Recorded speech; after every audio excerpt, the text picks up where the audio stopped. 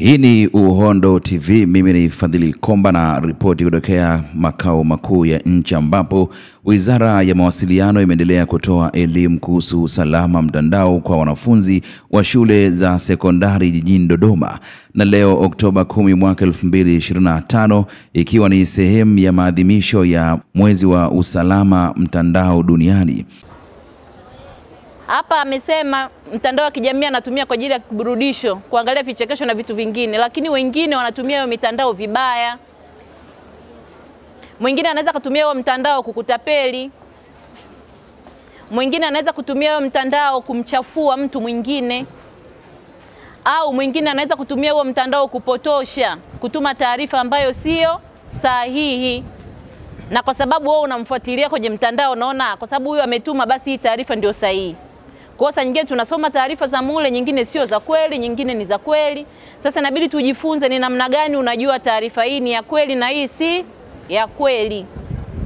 Sawa Lakini pia hata tunapotumia mitandao yetu pia tuangalie ni taarifa gani tunatakiwa kuziweka. Sio kila taarifa tunataka kuweka kwenye mtandao. Sasa hivi kwa ulimwengu wa kidigitali taarifa zinatumika sana. Unaweza ukaweka picha yako pale, mwingine akaja akaichukua akaenda kuitumia tofauti huko.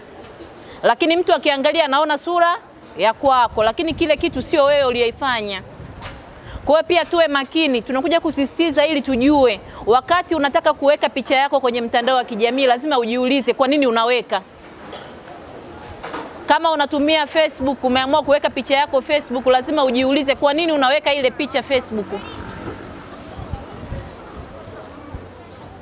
Sawa Sio kila taarifa tunatakiwa kuiweka kwenye mtandao. Taarifa nyingine unatakiwa ubaki nazo mwenyewe. Sio lazima kila mtu ajue taarifa zako. Mnanielewa kwa wakati tunatumia hiyo mitandao, mmesema hapa TikTok. Na sasa hivi vijana ndo wanatumia sana. Tunajirekodi, tunacheza muziki, tunaweka.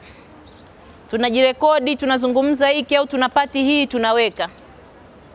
Kesho na kesho kutwa mwingine anaweza akaja akachukua kile kipande ulichokiweka TikTok akaenda kukitumia sehemu nyingine tofauti. Kwa hiyo pia tuitumie mitandao hii ya kijamii vizuri. Kama tunatumia kwa ajili ya kutafuta elimu, basi tufollow zile page ambazo zinatoa hiyo elimu tunayoitaka. Tuchukue ile elimu tuitumie kwenye maisha yetu itusaidie. Kama tunaamua kuweka picha zetu, tuweke picha zetu ambazo ni nzuri, hata kesho na kesho kutwa zikija kutumika sehemu nyingine au mtu mwingine akishare na mtu mwingine isilete madhara kwetu.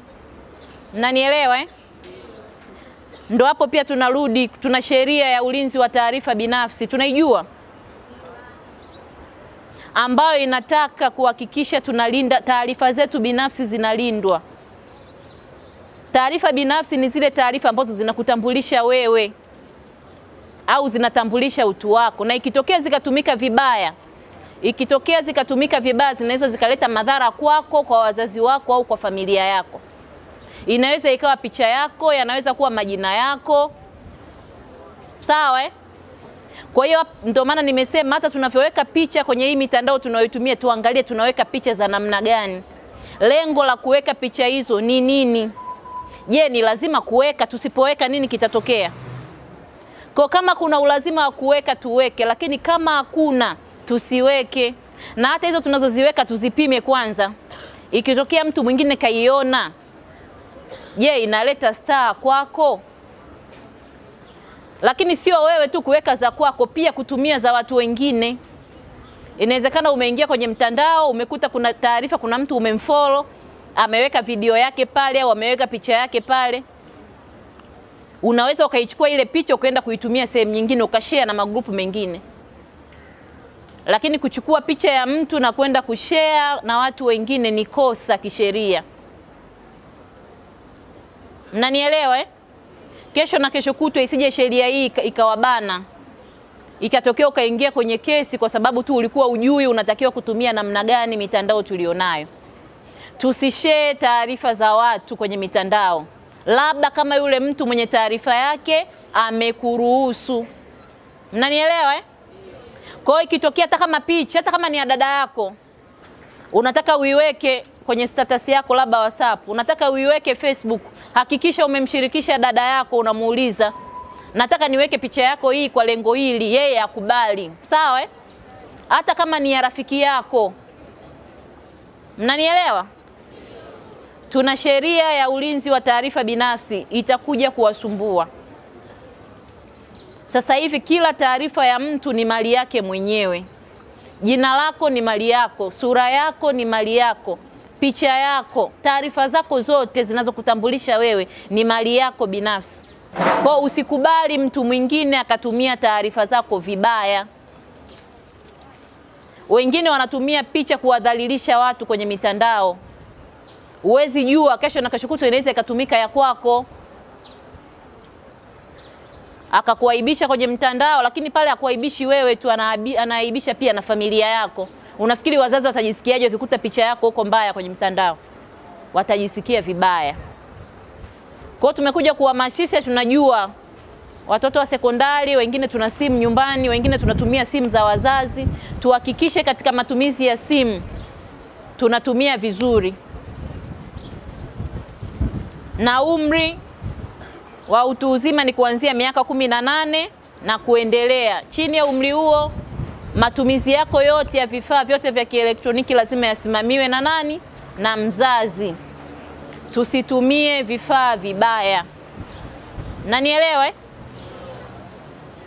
Kwa hii ni elimu ambayo leo tulikuja kuitoa kwenu, ili mfahamu kwamba mnatakiwa kuzingatia usalama wa mitandao wakati mnafanya matumizi ya hivyo vifaa vya kielektroniki. Iwe ni simu, iwe ni kompyuta, iwe ni tablet, kifaa chochote tunachokitumia kushare taarifa mtandaoni, tuhakikishe tunakitumia kwa usahihi. Unapotumia simu, hakikisha kuna nini? Password. Password yako ni ya kwako. Password yako ni ya? Si mna marafiki? Wangapi ambao wanashirikiana simu moja na rafiki yake? Wapo, usisema hamna. Ndivyo hivyo ilivyo kwamba taarifa zako za kwenye simu ni za kwako. Ni za nani?